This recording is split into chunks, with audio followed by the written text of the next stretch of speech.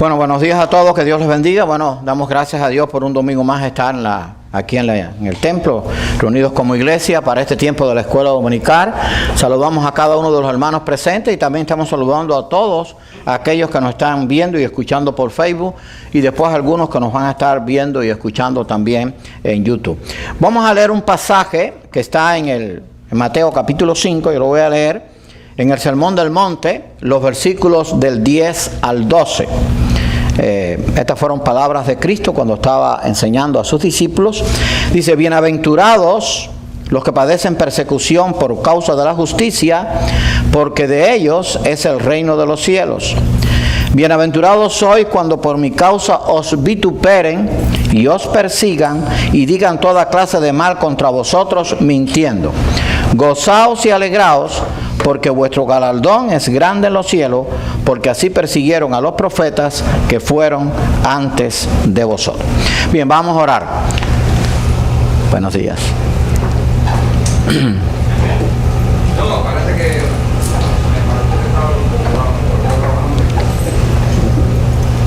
Bien, bienvenidos. Después los saludamos. Gracias. Bien, vamos a orar.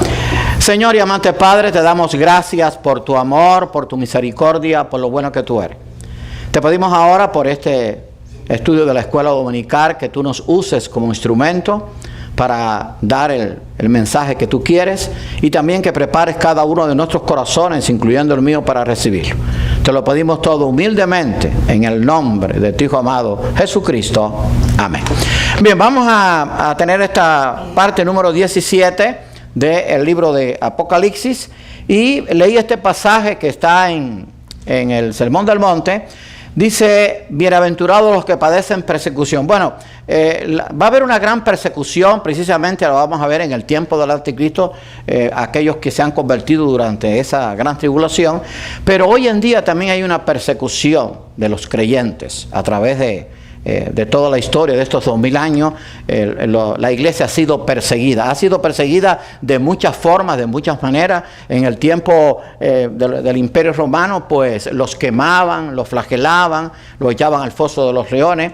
Pero hoy en día hay otras formas de persecución, cuando no se quiere que digamos la verdad de Dios, cuando se impide, por ejemplo, que iglesias o templos puedan ser abiertos para que nos podamos reunir, cuando hay gobernantes o funcionarios que impiden la labor de la iglesia o le ponen obstáculos. Así que tenemos que orar, porque nosotros como creyentes tenemos que mantenernos firmes. Hay un pasaje muy hermoso que dijo nuestro Señor Jesucristo, dice: no temáis manada pequeña, porque a vuestro Padre os ha placido daros el reino. Somos la manada pequeña, pero tenemos el respaldo y el cuidado de Dios. Así que vamos a continuar con esta parte número 17 y nos quedamos, ¿se acuerdan? Cuando la plaga de las tinieblas, y eso pues estaba dirigido contra el reino del anticristo y significaba que los malvados van a recibir un día esas tinieblas por la eternidad, pero el pueblo de Dios va a disfrutar de luz eterna. Y los hijos de Israel, cuando la plaga de tinieblas que hubo sobre Egipto estaba en tinieblas, pero el pueblo de Israel tenía luz en todas sus habitaciones. Sin embargo, a pesar de todos estos juicios que estamos viendo en el libro de Apocalipsis, en este caso con las copas de la ira, la gente pues no se arrepintieron, porque el propósito de Dios es que la gente le busque. Dice que blasfemaron contra el Dios del cielo por sus dolores, por sus úlceras, y no se arrepintieron de sus obras. Versículos. Hoy el mundo está en un caos total, no solamente por la pandemia, sino que hay incendios, hay explosiones, hay sequías, hay inundaciones, pero la gente no busca a Dios. La gente cada día se rebela más contra Dios y blasfema el nombre de Dios con sus hechos. Bueno, la mayoría de los hombres en ese tiempo de las copas de la ira, en vez de arrepentirse, blasfemarán el nombre de Dios por todo lo que está pasando. Dolores, úlceras, quemazón, bebiendo sangre y ahora oscuridad. Bueno, estaba viendo ayer entre las noticias, yo siempre veo algunas noticias todos los días, porque las noticias, acuérdense que son el cumplimiento de lo que Dios dice en su palabra. O sea, todo lo que está pasando ya Dios lo dijo. O sea, la creación está gimiendo por causa del pecado. Eso está en el capítulo 8 de Romanos, búsquelo. Ayer me decía mi hijo, por todas estas cosas que estaban pasando, yo le dije, hijo, acuérdate que la creación está gimiendo porque la gente no quiere buscar de Dios. Y entonces cada día pues el mundo va de mal en peor. Hay violencia, hay contaminación, hay persecución, hay todo lo opuesto a Dios, y entonces pues la creación se está gimiendo, hay grandes olas de calor a través del mundo entero.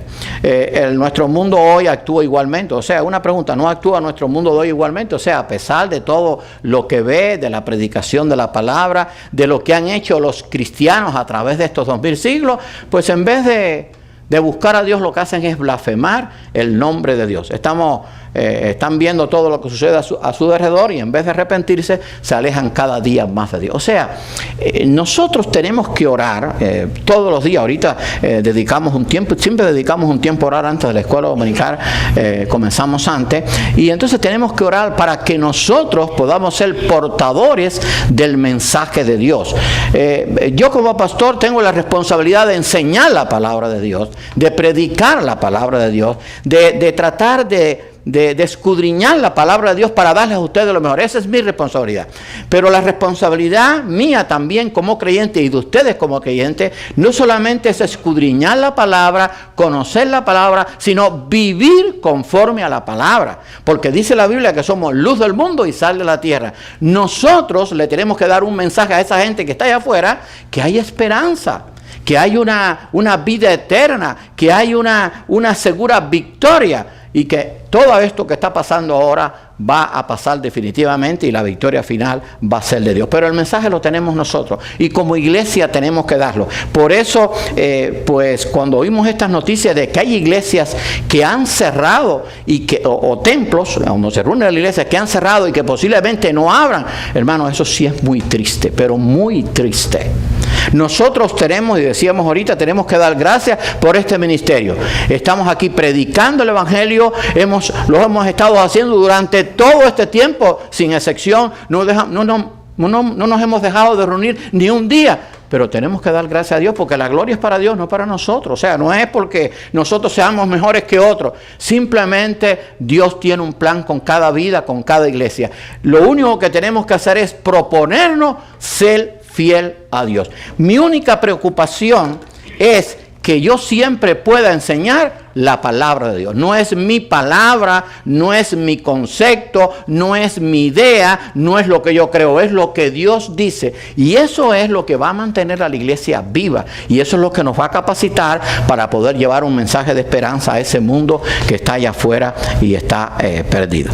Vamos a ver ahora, creo que viene ahora la sexta copa. El río Éufrates es secado. Acuérdense que estas últimas plagas que hablamos de los sellos, hablamos de las trompetas, estas últimas plagas ya son en el último periodo del tiempo de la gran tribulación, y esta sexta copa va a secar el río Éufrates, y vamos a ver por qué va a secar el río Éufrates. Ustedes recuerdan que entre los ríos que estaban allí en el paraíso que Dios creó, donde puso a Adán y Eva, estaba el Éufrates, estaba el Tigre. Bueno, el Éufrates hoy y el Tigre están allí en la parte de aquella de Mesopotamia, donde está Irak. Bueno, el río Éufrates es real, o sea, existe porque la palabra de Dios es real. O sea, los lugares geográficos que están en la Biblia se han podido comprobar. Existen. Algunos dejaron de existir como ciudades, pero después se han encontrado las ruinas. Y el río Éufrates va a ser secado. Vamos a ver por qué. Con la sexta copa que va a ser derramada por uno de los 7 ángeles. El sexto ángel, todo esto está en el capítulo 16 de Apocalipsis. Después, más adelante, yo voy a darle el material, pero lo estamos poniendo en pantalla para que usted pueda verlo mejor, pero está en el capítulo 16 del libro de Apocalipsis. El sexto ángel derramó su copa sobre el gran río Éufrates, y el agua de este se secó para que estuviese preparado el camino a los reyes del oriente. O sea, el río Éufrates tiene un propósito, que sea secado para dar paso a los reyes, a los enemigos de Dios que van a venir a luchar contra el propio Jesucristo, contra sus huestes y tratar de destruir al pueblo de Dios, a Israel. Esto Dios lo hará para preparar el camino a los reyes del oriente para la batalla de Armagedón. Yo sé que muchos han oído hablar de la batalla de Armagedón o el valle de Megido. Es una gran extensión de tierra donde van a venir allí en el tiempo al final del imperio del anticristo a luchar, ¿verdad?, para destruir Israel, pero ahí va a venir Jesucristo y va a vencer al anticristo y va a implantar el reino milenario. Pero este río va a ser secado precisamente para dar paso a estas personas. El mismo diablo, con su poder, incitará a los reyes de la tierra para esta gran batalla. O sea, ¿quién es el que va a incitar a los gobiernos para que vayan contra Dios? El diablo. Ahora, cuando nosotros vemos esto, que son cosas que van a suceder, todo en la Biblia tiene un mensaje para nosotros.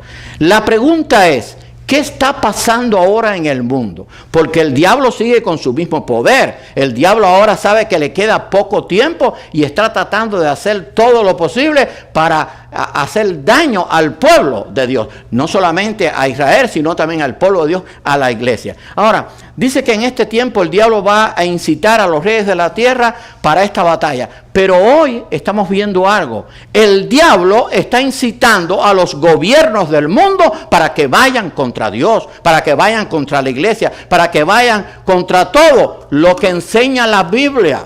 Estoy hablando a nivel mundial. Todos los países están ahora, ¿cómo se llama?, promulgando leyes que van en contra de las leyes establecidas por Dios, ¿verdad? Y vemos cómo hay gobernantes que aparentemente tienen buenas intenciones, pero sus leyes van en contra de las leyes de Dios. Por ejemplo, está la ley del aborto, el matrimonio entre dos personas del mismo sexo, la adopción. Estaba viendo, me lo mandaron por Facebook, dice que en México, el presidente de México o una de los funcionarios del gobierno de México estaba tratando de introducir una ley, no sé si pasó o no, pero es algo terrible y está sucediendo, de que si, por ejemplo, hay un niño en la casa que tiene inclinaciones homosexuales, los padres tienen que dejar que sea lo que quiera. Punto. Los padres no pueden intervenir, no pueden enseñarle, decirle, oye, eso va contra la ley de Dios porque puede ser sancionado. O sea, hay que darle libertad al niño para que escoja su sexo. Eso va en contra de lo que dice la palabra de Dios. Porque el mismo diablo que va a incitar a esta gente para esta última gran batalla es el que está incitando hoy a los gobiernos. Hay algunos que no, pero a la mayoría de los gobiernos del mundo para que vayan contra las leyes de Dios. Y es por eso que vamos de mal en peor. El mundo no va a mejorar. El mundo está cada día peor. Y lo he dicho muchas veces, y no es que esté peor, es que se va a poner todavía más peor, y valga la redundancia. ¿Por qué? Porque el hombre cada día se aleja más de Dios. Así que este río seco pues va a preparar el camino para esos reyes que van a venir.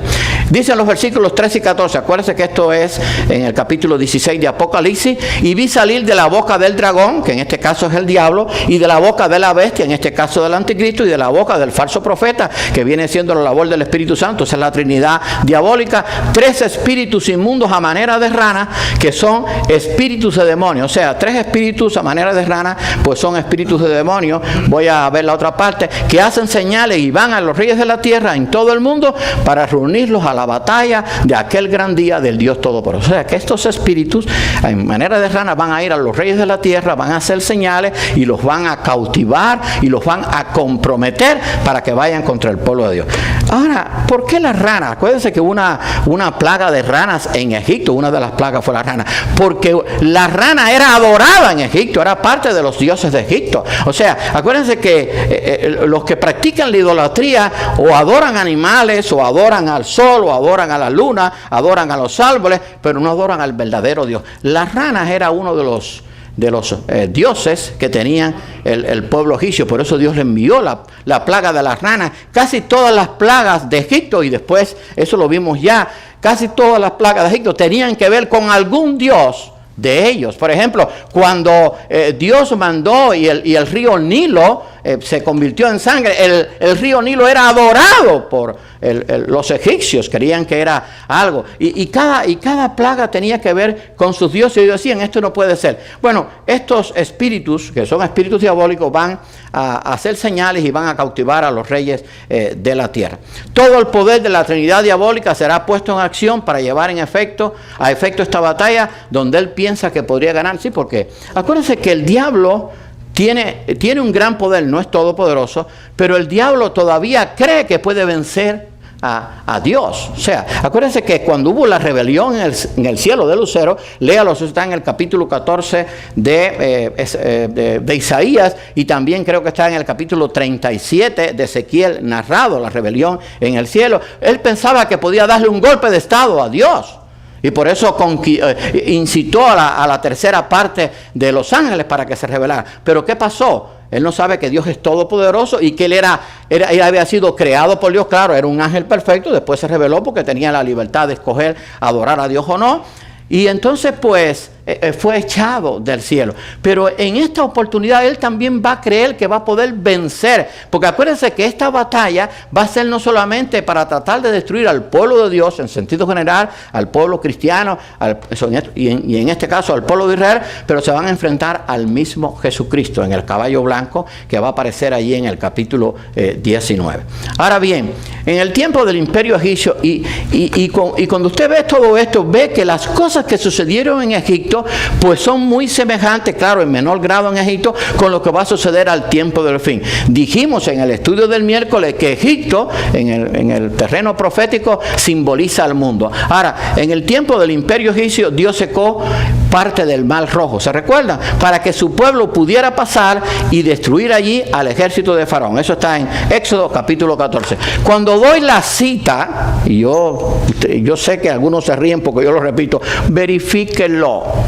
Porque yo lo que quiero es que usted entienda que lo que se dice es palabra de Dios, no es palabra de hombre, no es palabra del pastor. Si la palabra fuera mía, esto no tuviera validez. Entonces en ese tiempo Dios dejó que el mar se dividiera, que pasaran por seco, porque él quería destruir allí al ejército de Faraón. Acuérdense que fue lo que ocurrió, y eso nos da un mensaje. El pueblo había salido de Egipto, había andado por todo aquel desierto, huyendo, y después se enfrenta al Mar Rojo, y entonces estaba detrás el ejército de Faraón, que venía con toda su caballería, con todo su ejército. A los lados estaba el desierto y enfrente estaba el mar. Ellos pensaron, bueno, ya aquí todo está acabado. A veces como creyentes pensamos, todo está acabado. No, la última palabra la tiene Dios, y la victoria final es de Dios. Y entonces en ese momento Dios le dijo a Moisés, di a los hijos de Israel que marchen, punto. Y cuando marcharon y confiaron en Dios, el mar fue abierto. Y entonces allí fue destruido el ejército de Faraón. Ahora en este tiempo, Dios secará el río Éufrates. Estamos hablando del último tiempo, del tiempo de la gran tribulación, que la iglesia no va a estar presente, por supuesto, pero sí habrá convertido. Ahora en este tiempo, Dios secará el río Éufrates para que el ejército que peleará con la bestia contra Cristo pueda pasar, y así también, como los egipcios, ser vencido. O sea, que este gran ejército, que dice que va a ser como la arena del mar, también después en la última gran batalla, pero en esta también, van a ser vencidos por el poder de Dios, porque el poder de Dios es superior. Hoy hay una alianza mundial de todos los poderes, no solamente poderes políticos, sino poderes ocultos que hay, para tratar de enfrentar a Dios. Pero la gente lo que no sabe es que Dios es todopoderoso. ¿Quién puede contra Dios? Por eso el apóstol Pablo a los romanos decía, si Dios es por nosotros, ¿quién contra nosotros? Dios es mi amparo y mi fortaleza, mi pronto auxilio en las tribulaciones. El que habita al abrigo del Altísimo morará bajo la sombra del Omnipotente. Diré yo a Jehová, esperanza mía y castillo mío, mi Dios, en quien confiaré. Hermano, eso tenemos que decirnos nosotros todos los días. Porque a veces pues viene la preocupación, viene quizás el desaliento. Dios está con nosotros. Dios está con aquellos que quieren ser fieles, con aquellos que son fieles a su palabra. Y punto. El hombre no podrá salirse con la suya, aun cuando tengamos que perder la vida, porque para el creyente perder la vida es ganancia. Eso lo dijo el apóstol Pablo. ¿Por qué? Porque va a ir a la presencia de Dios.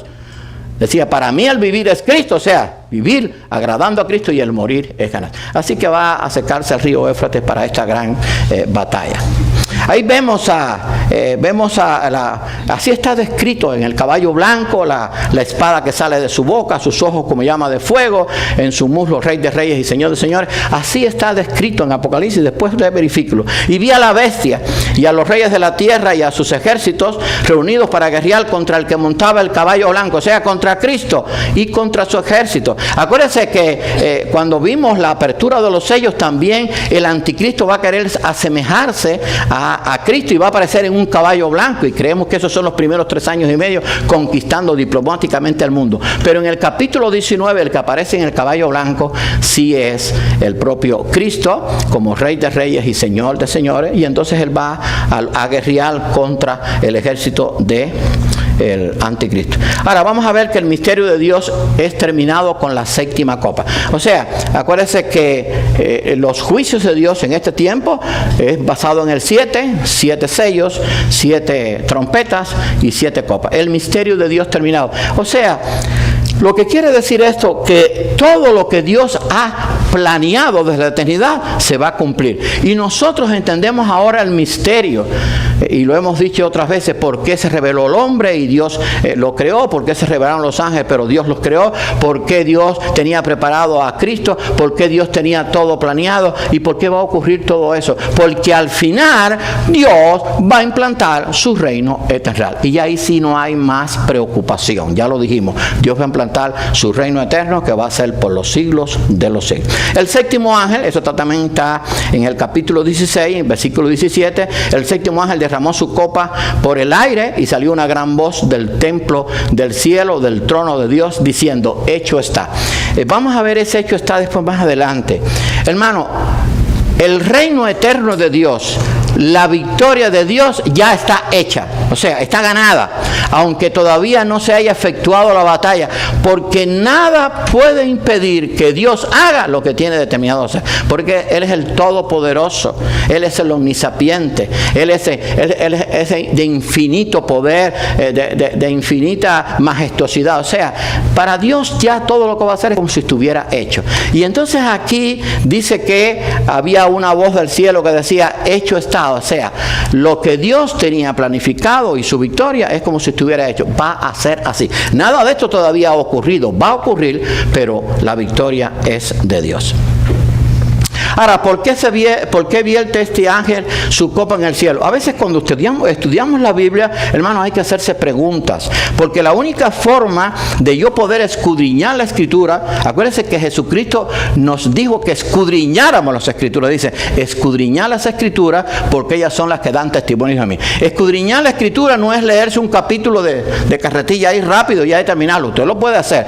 Escudriñar es que usted lea y cuando usted no entienda algo, usted se pare, usted se pregunte y busquen el contexto, busquen los libros anteriores, busque qué Dios dijo a través de los profetas, busque qué se dijo posteriormente, porque la Biblia, aunque fue escrita en un periodo de 1500 o 1600 años por unos 40 hombres que Dios usó, tiene un solo autor y el autor es Dios. Por lo tanto, todo lo que dice aquí yo me tengo que agarrar de ello, toda la enseñanza. Y vamos a ver por qué vierte este ángel su copa en el cielo, porque tiene una razón de ser.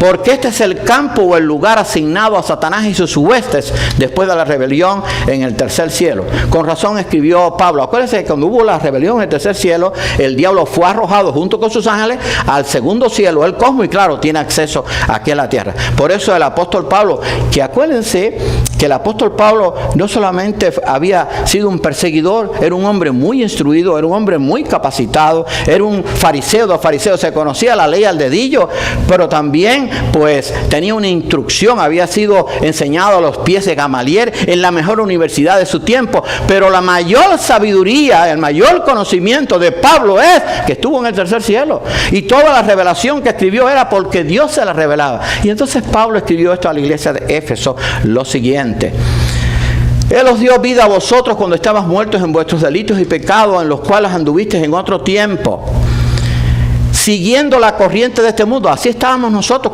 antes de conocer a Cristo. Ahora fíjense lo que dice: conforme al príncipe de la potestad del aire, el espíritu que ahora opera en los hijos de desobediencia.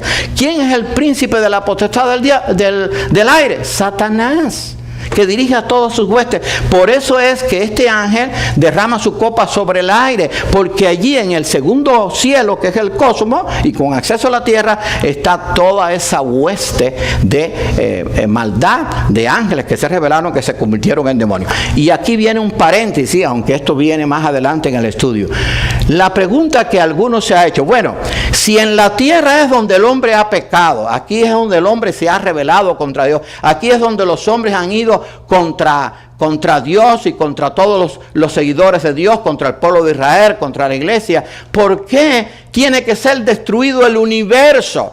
Porque si usted va a segunda de Pedro, ve que el universo y la tierra serán desechos, y desecho quiere decir disuelto. Después búsquelo y escudriñelo, porque el cosmos ha sido contaminado por el diablo, punto. Aunque el cosmos es de millones y millones y millones de planetas y millones de galaxias, ha sido contaminado por el diablo. ¿O qué? ¿No creemos que el Dios Todopoderoso puede destruir todo el universo y hacerlo nuevo? ¡Claro que sí! Si es el Dios Todopoderoso. Solamente con hablar, dice que habló, Él mandó y fue hecho. Todas las cosas por Él fueron hechas. Así que por eso se derrama esta copa en el aire, porque allí está el príncipe de la potestad del aire. Así, allí están las fuerzas satánicas que van a ser vencidas. Todos los juicios anteriores han tocado a la naturaleza y a los hombres. Acuérdense todo lo que ha pasado en la tierra con los sellos, las trompetas y las copas. Pero ahora tocará la mente maestra de la maldad, a Satanás mismo. O sea, estas últimas copas de la ira van a ser derramadas directamente contra el gobierno del anticristo. A partir de esta séptima copa, Cristo se enfrentará al sistema religioso de Satanás en el capítulo 17 y a su sistema político en el capítulo 18, a sus ejércitos en el capítulo 19 se narra la batalla de Armagedón, y también después la antigua serpiente llamada también el diablo, Satanás, el dragón, va a ser vencida en el capítulo 20, y esa lucha va a ser contra el propio Dios. Ahí lo vamos a dejar porque vamos a continuar después el miércoles. O sea, a partir de la séptima copa, ¿qué sucede en el capítulo 17? Allí está la Babilonia religiosa, la gran ramera. ¿Está ya preparado el mundo para seguir a la gran ramera? ¡Claro que sí! Todas las religiones apuntan a unirse al final. Y el capítulo 18 habla de la Babilonia comercial, el sistema político y económico mundial. En ese camino va el mundo. Las grandes potencias se están poniendo de acuerdo, pero lo triste es que se ponen de acuerdo, pero no tienen en cuenta a Dios. Y también Cristo va a luchar contra ese sistema político. Eso lo vamos a ver después en el capítulo 18. En el capítulo 19 se narra, ahí en detalle, que la vamos a ver después, la batalla de Armagedón. Y después en el capítulo 20, esa es la última gran batalla, que esa va a ser después del milenio, donde el diablo va a ser destruido para siempre. Porque Dios en su misericordia, después de la batalla de Armagedón, o sea, la batalla del anticristo y Cristo, en que Cristo vence, implanta el reino milenial. Y nosotros creemos que en ese tiempo, los 144,000 que fueron escogidos del pueblo de Israel, que en el tiempo del anticristo va a buscar a Cristo nuevamente, al Mesías, al que traspasaron, van a ser usados como misioneros para llevar el mensaje de Dios a todo el mundo. Y termino con esto. Cuando usted lee Mateo 24, dice un versículo, creo que es el versículo 8 o 9, no estoy seguro, pero búsquelo. Mateo 24, después lo busque en su casa, lo revisa ahorita, o Lucas 21, Marcos 13, esos son los 3 capítulos en que se narra el sermón profético. Dice, y será predicado este evangelio del reino, y después vendrá el fin. Bueno, actualmente el evangelio todavía no ha llegado a todos los lugares, pero ¿cuándo será el fin? Cuando sea predicado el evangelio del reino, o sea, el evangelio de Cristo, aunque la gente no lo crea, para testimonio de que lo que Dios decía era verdad, y entonces será el fin. Después que pase el milenio, entonces sí viene el fin. Dios destruye toda la creación, y entonces crea cielos nuevos y tierra nueva, e implanta su reino eterno. Todo esto está para acontecer, pero lo hermoso de esto, hermano, y con esto quiero terminar, es que para Dios ya eso está hecho. Es como si usted fuera a hacer una casa que todavía no tiene ni los materiales, ni tiene el terreno, pero usted dice, claro, usted no lo puede decir, ni yo tampoco, hecho está, o sea, ya usted ve la casa hecha. No, nosotros no podemos hacer eso, porque puede ser que no nos den los permisos, puede ser que no tengamos dinero por los materiales, puede ser que cuando vayamos a comprar el terreno hay un problema, el terreno tiene un defecto que no se puede construir. Pero para Dios, ya todo esto que va a ocurrir es como si estuviera hecho. No hay nada que lo pueda impedir. Y hermano, eso nos tiene que dar a nosotros una tranquilidad de decir, gracias Señor, porque la victoria está asegurada. Gracias Señor por tu misericordia y gracias por tu poder. Vamos a orar. Señor y amante Padre, te damos gracias por todo lo que nos enseña tu palabra. Te damos gracias Señor porque la victoria está asegurada. Ahora estamos pasando como iglesia un tiempo difícil, un tiempo en que el mundo nos odia, en que el mundo quiere destruirnos, pero tú estás al lado nuestro. Gracias porque nada ni nadie nos podrá dañar, porque tú estás con nosotros. Gracias por tu amor, por tu cuidado. Gracias porque has cuidado a tu pueblo desde que lo fundaste a través de estos 6,000 años. Gracias porque has cuidado a la iglesia, que también es tu pueblo, a través de estos 2,000 años. Y nada ni nadie ha podido destruirlo. Señor, gracias porque la victoria tuya es segura y es una victoria que será para la eternidad. Ayúdanos a vivir agradecidos a ti por todo lo que tú nos das por la vida eterna y también agradecidos por todas las bendiciones que tú has derramado sobre nuestras vidas. Ayúdanos a vivir como luz del mundo y como sal de la tierra, donde quiera que estemos. Te lo pedimos todo humildemente en el nombre de tu Hijo amado Jesucristo.